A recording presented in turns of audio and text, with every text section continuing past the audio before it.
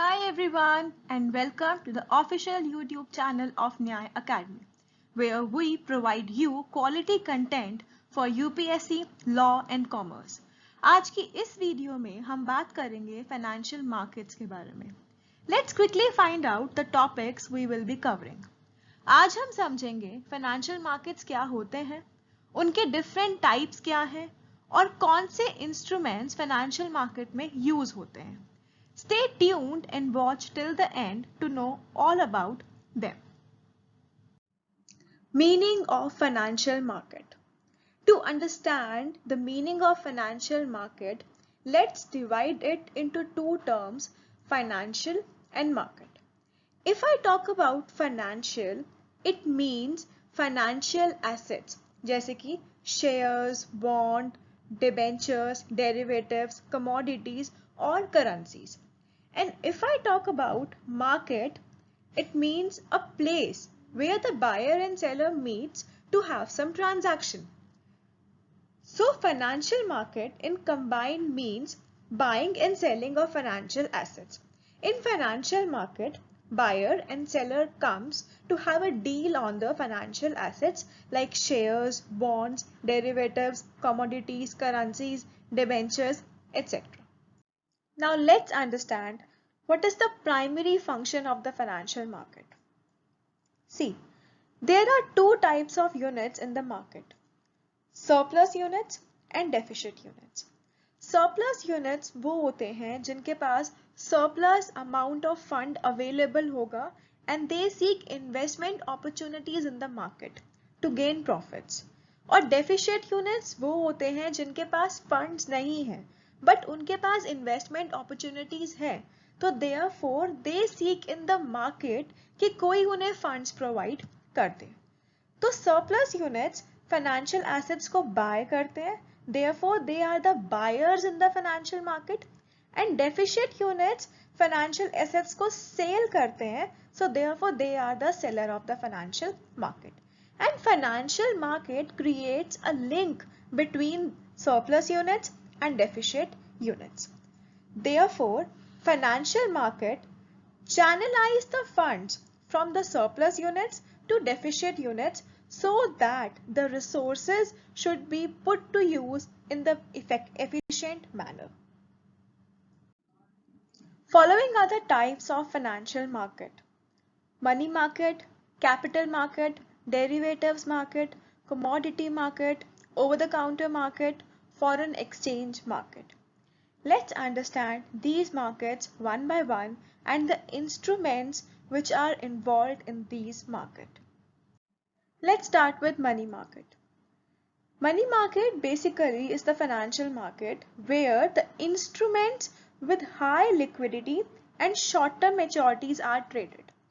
Basically अगर किसी company, institute या गवर्नमेंट को शॉर्ट टर्म फंड्स चाहिए, मतलब वर्किंग कैपिटल के लिए फंड्स चाहिए जो कि उनको सिर्फ 1 साल से कम के लिए चाहिए, तो वो कौन सी मार्केट में जाएंगे? मनी मार्केट में.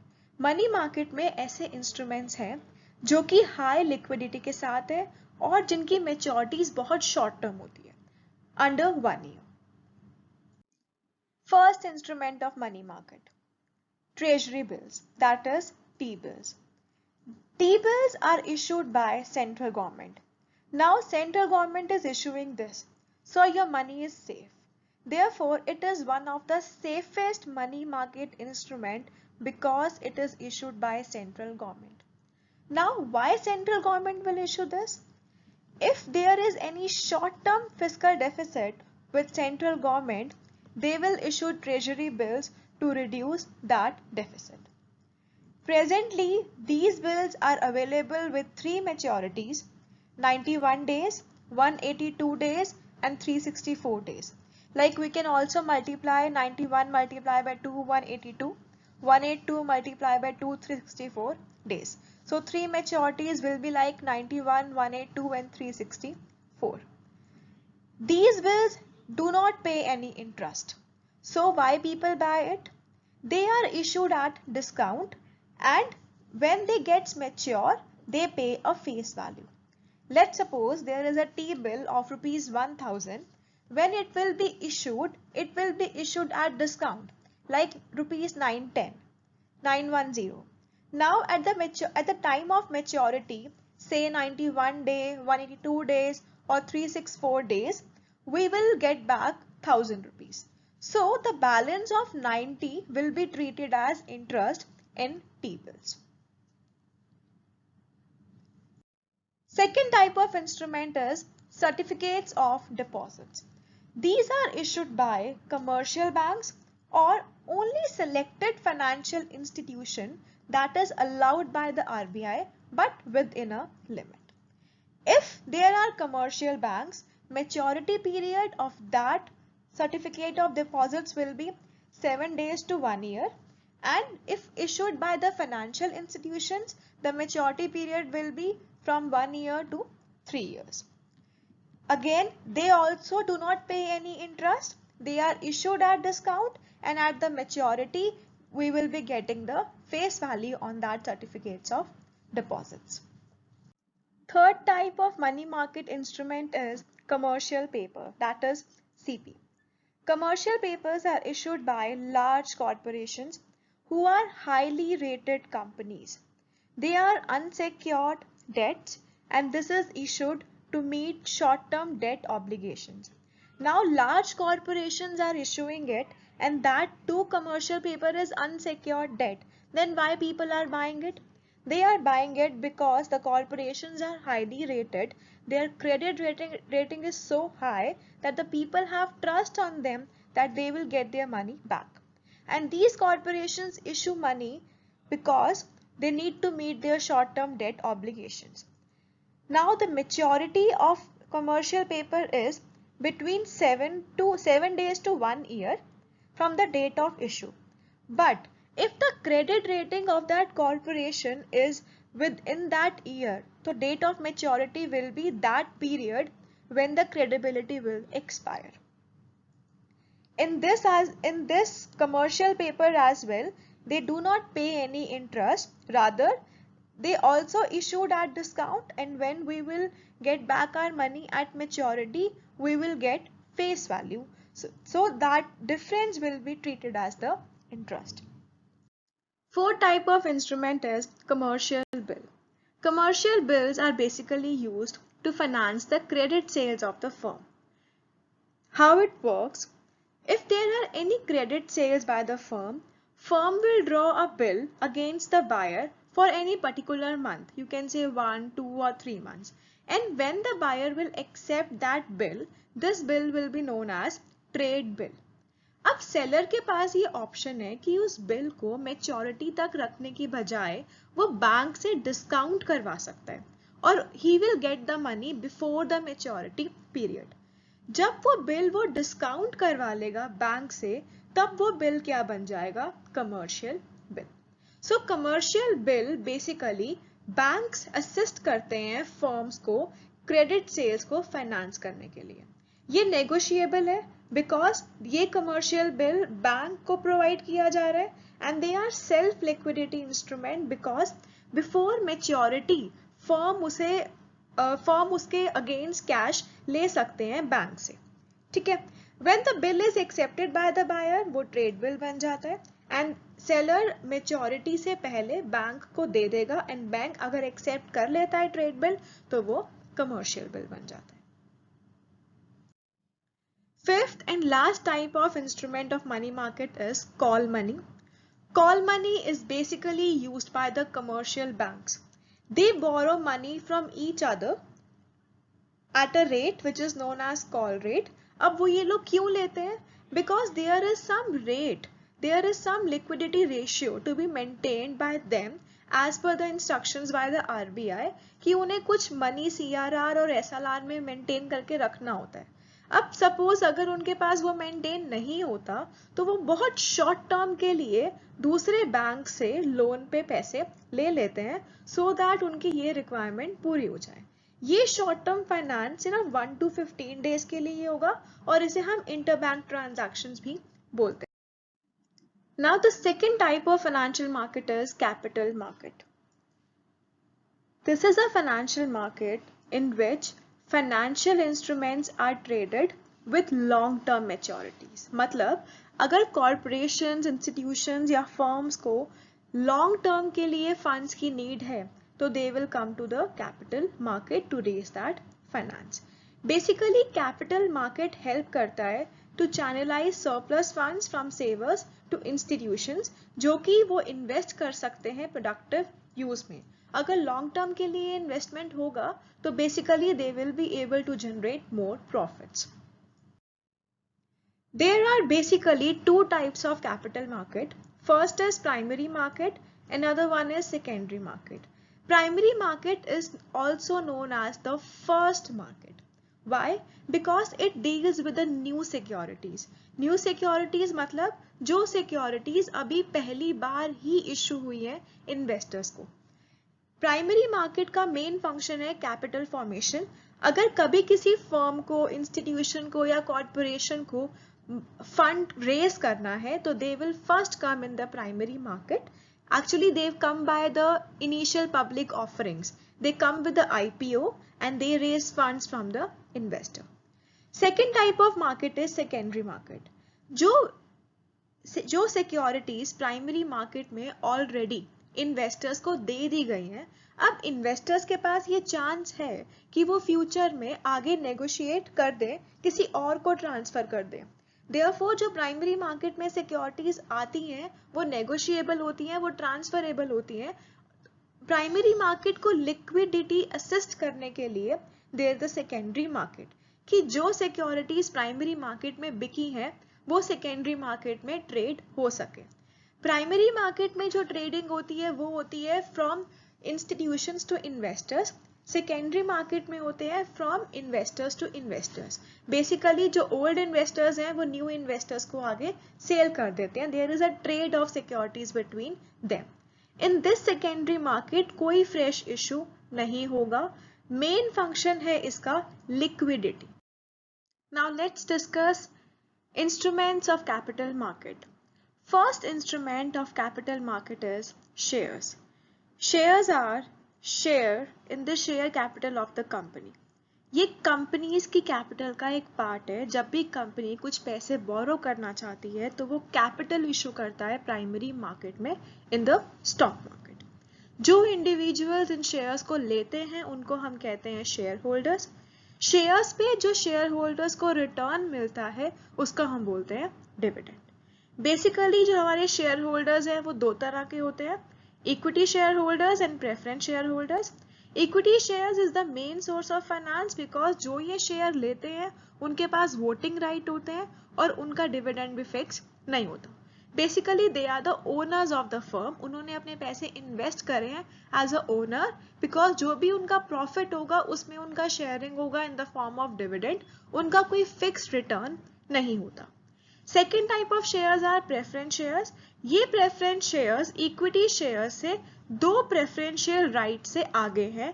पहला राइट है कि जब भी डिविडेंड मिलेगा तो सबसे पहले प्रेफरेंस शेयर्स को मिलेगा. अगर कभी भी कैपिटल की रीपेमेंट होगी तो पहले प्रेफरेंस शेयर्स की होगी. Otherwise they both are same.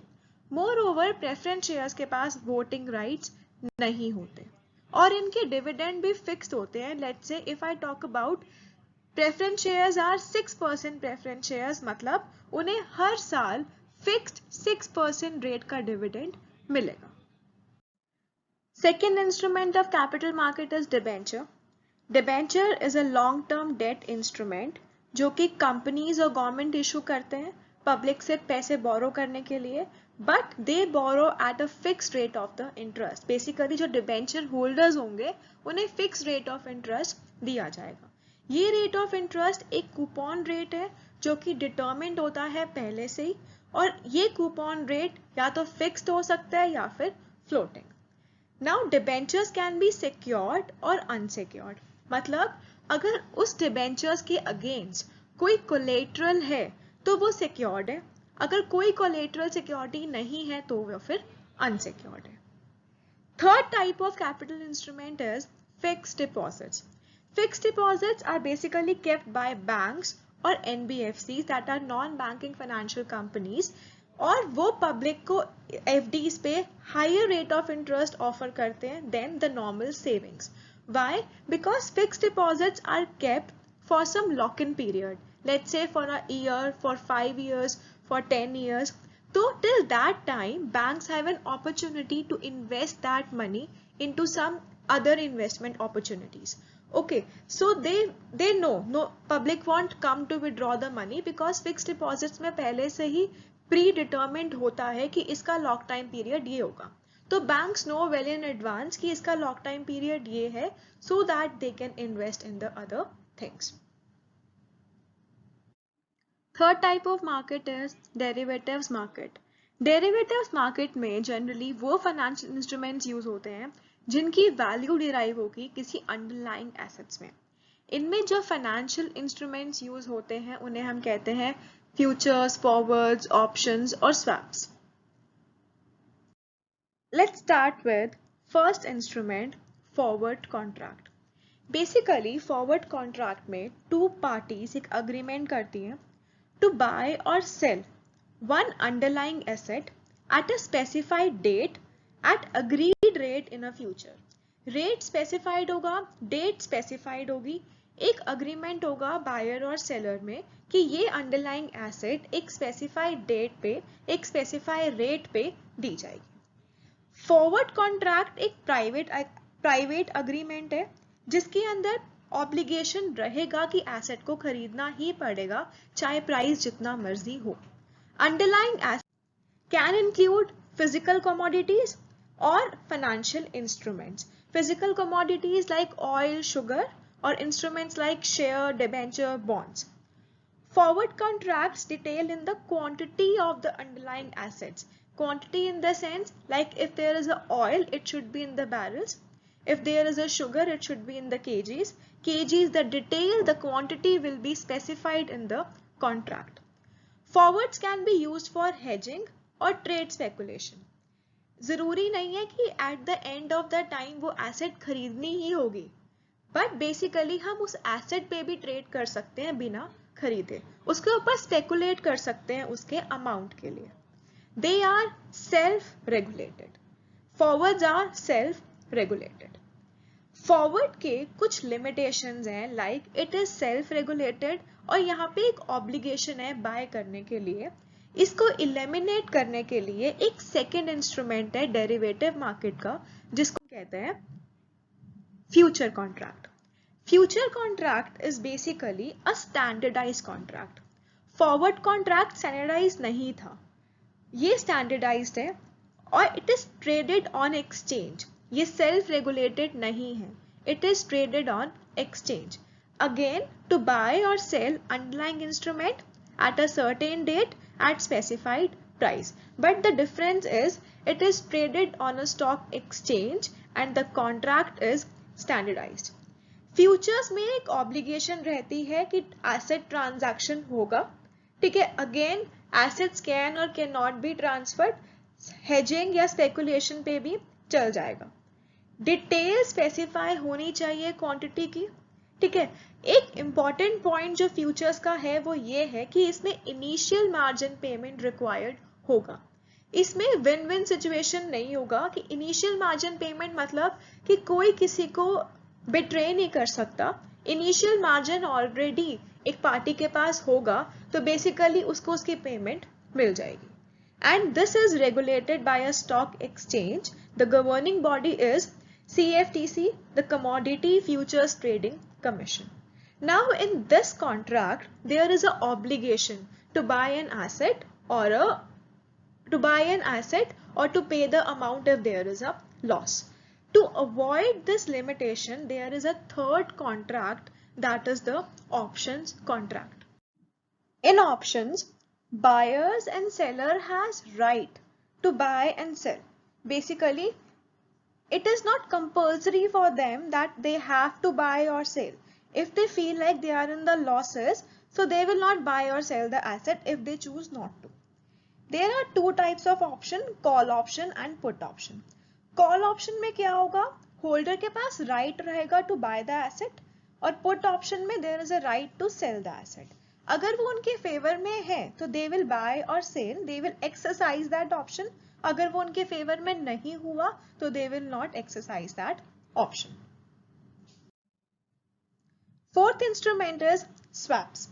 Swaps are basically made between two parties to exchange cash flows in future.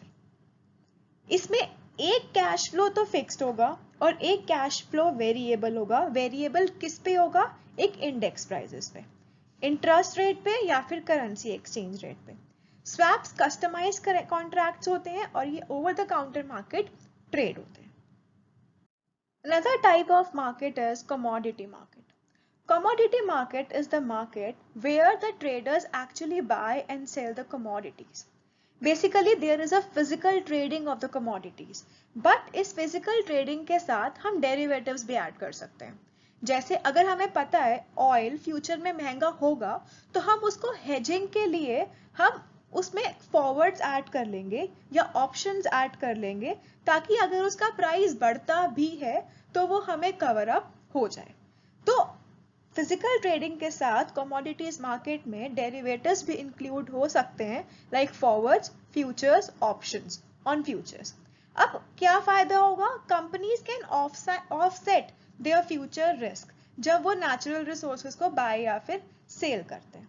ठीक है, लेकिन इसमें कुछ ऐसे फीचर्स हैं जो कमोडिटी डेरिवेटिव मार्केट में ही एप्लीकेबल होंगे. डेरिवेटिव मार्केट्स में हमने पढ़ा था that we can use to hedge और स्पेकुलेट. अगर स्पेकुलेट करना है तो वहां पे कंपल्शन नहीं होता कि हमें गुड्स की फिजिकल डिलीवरी लेनी है. वहां पे हम सेटलमेंट भी कर सकते हैं विदाउट टेकिंग एनी डिलीवरी कि अगर इनिशियल मार्जिन दिया हुआ है पहले तो जो प्रॉफिट है वो ले लेंगे, अगर कोई लॉस है तो वो हम पे कर देंगे. बट कमोडिटी मार्केट के अंदर there is a physical settlement, there is a actual physical delivery of the commodity. That commodity needs to be warehoused. There needs to be the cash settlement. Cash settlement financial derivatives में normal हो जाती थी, लेकिन इसके अंदर cash settlement होगी between the time period जब हमने कॉन्ट्रैक्ट करा और जब कॉन्ट्रैक्ट क्लोज हुआ. लेकिन यहाँ पे फिजिकल पेमेंट भी इन्वॉल्व है. Quality of underlying assets is very important because जिस क्वालिटी पे हमने कॉन्ट्रैक्ट करा था दैट कैन एक्चुअली हैम्पर, वो खराब हो सकती है जिस टाइम पे कॉन्ट्रैक्ट क्लोज होगा. Next type of market is over the counter market. Over the counter market means the market जिसकी कोई फिजिकल लोकेशन नहीं है. इस मार्केट में कोई थर्ड पार्टी नहीं है, कोई सेंट्रल एक्सचेंज नहीं है, सिर्फ two parties are involved and they trade between them. Over the counter markets are the markets which do not have any physical locations. इनके जो products हैं वो कौन से होते हैं? Bonds, derivatives, they are the structured products and the currencies. इसमें एक risk रहता है. Risk क्या होता है? Counter party risk होता है. इसमें ये risk रहता है that you don't know सामने वाली पार्टी कौन सी है. तो there can be the risk कि वो payment ही ना करे. Future payments जो required हैं वो आपको मिले ही ना. Last type of market is the foreign exchange market. This is also known as forex market or the currency market. इस market से basically exchange rate पता लगता है around the world. जो इसके participants हैं इस market के, they can buy, sell, exchange and speculate on the currencies of different countries. Currencies are always traded in pairs, मतलब एक करेंसी की वैल्यू दूसरी करेंसी की वैल्यू से रिलेट करके उनका एक्सचेंज रेट निकाला जाता है. दिस डिटरमिन्स कि एक करेंसी की जो कंट्री है बी की करेंसी से कितना बाय कर सकती है. फॉरेन एक्सचेंज मार्केट में बेसिकली ये पता लगता है कि आपका एक्सचेंज रेट कितना है, एक वर्थ कंट्री का दूसरी कंट्री के कितना वर्थ होगा. Thank you for watching the video. I hope ये टॉपिक आपको समझ आ गया होगा. If you have liked this video, like and subscribe YouTube channel of Nyay Academy to watch more videos. Thank you. Have a nice day.